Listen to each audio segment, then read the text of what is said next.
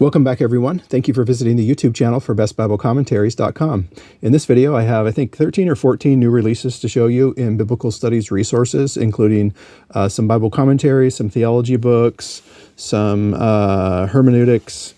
And so before I do that, I invite you to subscribe to the channel if you like seeing content on biblical studies resources, and feel free to like the video. That kind of pushes it out to other people who might find it interesting, just like you found this channel at some point. All right, without further ado, let's get into it. First up is the book of Job, a new commentary on Job from Dwayne Garrett in the Evangelical Exegetical Commentary series, relatively new commentary series. There's maybe 10 or 12 volumes in this series. Maybe there's a few more. It's by Lexham Academic. Dwayne Garrett is a professor of Old Testament and biblical theology at the Southern Baptist Theological Seminary. I've talked about his books before on this channel. He's written some other commentaries, and I can't quite remember all his catalog, but one on hermeneutics. And so, but a well-reviewed author. This series is a mid-level commentary series, so designed for pastors and perhaps professors too, although it doesn't do a real big deep dive into the Hebrew. But anyway, for your consideration, Job by Dwayne Garrett. Next up is the newest release in the CCF series, or the Commentary for Christian Formation series. I think this is the third volume in the series now. The first one was Galatians by N.T. Wright. The second one was Proverbs by John Goldengay. I think those are the only two out. I'm pretty sure this is the third out, but you can correct me in the comments if that's a little bit off. I'm not familiar with Amy Peeler. Maybe you are. If you know anything about her, if you've read her before, feel free to leave a comment down below. She is professor of New Testament in the Kenneth T. Westner Chair of Biblical Studies at Wheaton College. So, and she's written some other books, including some on Hebrews. So, Amy Peeler on the book of Hebrews. Next is the most recent volume in the 40 question series. I really like this series. I've showed a number of these books on my channel before, and this is, as you can see, 40 Questions About Pentecostalism by Jonathan Black. Now, I'm not familiar with Jonathan Black, so I will tell you that he is a minister in the Apostolic Church and formerly taught at Continental Theological Seminary in Belgium and Regent's Theological College in the UK. He also served as co-director of the Institute of Pentecostal Theology. His previous books include Apostolic Theology and the Lord's Supper. So the 40 question series is just excellent. I probably have 10 or 12 on my shelf now. This particular book is divided into 5 different parts and introductory questions about Pentecostal, from what is Pentecostalism to how do Pentecostals understand the new birth? Is the baptism in the Holy Spirit followed by signs? Does belief in prophecy undermine sola scriptura? So I haven't spent a lot of time with it yet, but I'm excited for any new book in that series. Next is a big volume in the Concordia commentary series. So if you're not familiar with this series, I would encourage you to check out some volumes in this series. It is a Lutheran publisher. I forgot what's the name of it. Oh, Concordia Publishing House. That's right. I've showed a number of these books from this series on my channel before, and let me show you the inside. And important to know is this is let's try and get it on the screen here. This is a conservative commentary series, theologically conservative commentary series. So this looks to be quite the set for Isaiah. I'm not sure how many volumes it's going to be. This is just chapters 1 through 12, and it's over 800 pages in length. So that's going to be outstanding. Andrew Bartlett is Professor Emeritus of Exegetical Theology at Concordia Seminary, St. Louis, Missouri, where he served as Professor of Old Testament and the Academic Dean. So, Andrew Bartlett, Isaiah 1 through 12. It's one of the best quality commentaries in terms of just, the material of the book and the binding. It's really an underrated series in my view. All right, let's look at this giant book on all the genealogies of the Bible. Try and get it in the frame here. Really neat new release. So this is by Nancy Dawson and Eugene Merrill. That name might sound more familiar. He's an Old Testament contributing author, and Andreas Kostenberger, which he has written several Bible commentaries, so you might be familiar with him. He's a New Testament contributing editor. Nancy Dawson is an independent scholar and biblical researcher. She holds a doctorate in biology. That's interesting. And has studied at Duke Divinity School. She previously held faculty positions in the sciences at both Western Kentucky University and Texas A&M. All right, so excellent blurbs on the back. Sometimes if I don't know the author, I look at who gave it a blurb. Daniel Block, I am familiar with. Richard Hess, I am familiar with. Craig Evans, I am familiar with. But this book, there is a purpose to its size. There's just an extraordinary amount of material in here. The typesetting is even a little bit smaller, and it's 2-column, which allows the publisher to get more information into this book. But there's a lot of charts like this, a lot of what you would expect to see in kind of a genealogical outline. So there's a ton of this stuff. This is from Ezra chapter 8, and the next one is from Ezra chapter 10. So there's all sorts of big lists like this. I don't know of another resource that is this in-depth on just the genealogies of the Bible. So this is almost 600 pages in length, and it goes book by book. So from Genesis to Revelation, you would look up passages in this book like you would use a commentary or a similar biblical studies resource.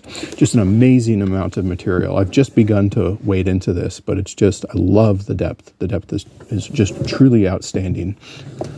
Sometimes commentaries will kind of skim over genealogies, especially introductory and mid-level commentaries might not get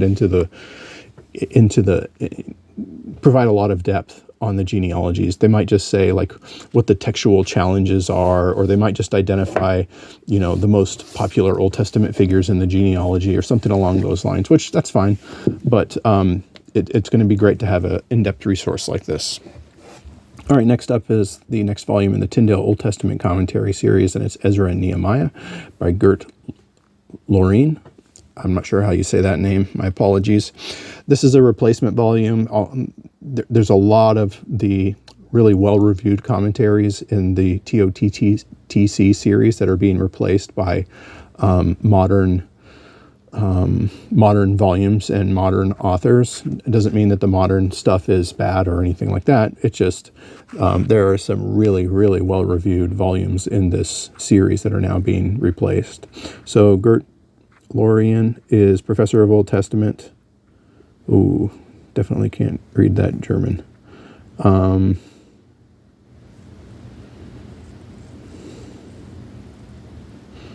Looks like he's done some other work in the Minor Prophets and also in the intertestamental period. He's a professor of Old Testament at a school in Belgium, and sorry, I just can't pronounce it. So, Ezra and Nehemiah for your consideration. Next up from Lexham is Reformed Covenant Theology, a Systematic Introduction by Harrison Perkins. I'm not familiar with Harrison Perkins, but the blurbs on the back are helpful. Ligon Duncan, Michael Horton, Matthew Barrett, Keith Matheson, and Stephen Wellham. So me personally, I've heard of all of those people, so that helps me have an understanding of something about the author. So Harrison Perkins is pastor of Oak Hills Community Church. Oak Hills Community Church. I'm not sure where that is. Online faculty in church at Westminster Theological Seminary and visiting lecturer in systematic theology at Edinburgh Theological Seminary.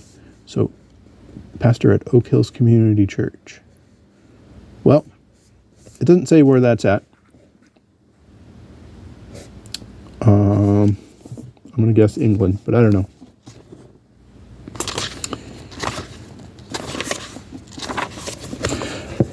So we have Section 1, the Covenant of Works, Section 2, Covenant of Redemption, Section 3, the substance of the Covenant of Grace, 4, the administration of the Covenant of Grace, and 5, living in God's Covenant of Grace.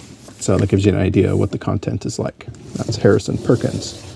Next up is another replacement volume in the NICOT series, this time by James Nagasaki. I reviewed a commentary of his in a video recently. I can't recall which one it was now. I think it was the same series, though. He is professor of Old Testament at Baylor University. Okay. I have not spent time with this, so I can't tell you a lot about it, but it is a new release in the NICOT series, one of my favorite series. Another one of my favorite series, I probably say that too much, is a Zondervan Exegetical Commentary on the Old Testament, and Malachi is a new volume by W. Dennis Tucker, Jr. And I know this name, and I cannot remember where I know this name. Oh yes, he co-authored the second volume of Psalms in the NIV Application Commentary series. So the blurbs on the back include James Nagasaki. There he is again. Look at him. He's everywhere. Mark Boda. Those are the names that I know. This is you probably, if you watch my channel, you're probably familiar with this series. But I love this series, and I also love that they're devoting a single volume to each of the minor prophets. There's not a lot of series that do that, and I'm really glad that this series is doing that.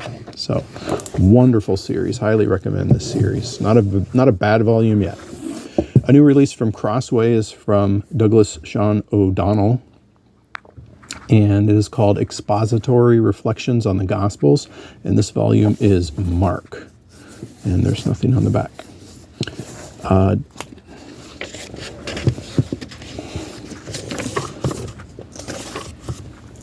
So it's essentially, it's in the commentary of, in the genre of commentary. So I have not read it, so I can't tell you about it. But Crossway is always putting out wonderful material. And I remember, I believe Douglas O'Donnell wrote the Matthew volume in the Preaching the Word series. I'm pretty sure. He might have more than that, but I think I remember that. I have that volume on my shelf. I'm trying to remember. I think that's correct. All right, this is from a new release from Michael B. Shepard, An Introduction to the Making and Meaning of the Bible. This is from Erdman's. A comprehensive and orthodox guide to biblical origins and interpretation. So, chapters on making the Bible, text transmission and translation, the meaning in the composition strategy of the Hebrew Bible, the meaning of the Bible in the composition strategy of the New Testament, the textual world of the Bible. Gives you an idea of the content in that new release. From John Knox, or Westminster John Knox, is Old Testament Exegesis. So I think this is replacing Douglas Stewart's. I think Douglas Stewart wrote the classic volume, Old Testament Exegesis, from WJK, Westminster John Knox Press. So this must be an update. Two more. This looks like a neat one.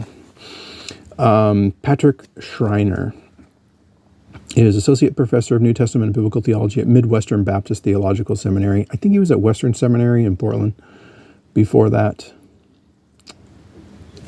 And it is called The Transfiguration of Christ, an Exegetical and Theological Reading. That sounds wonderful.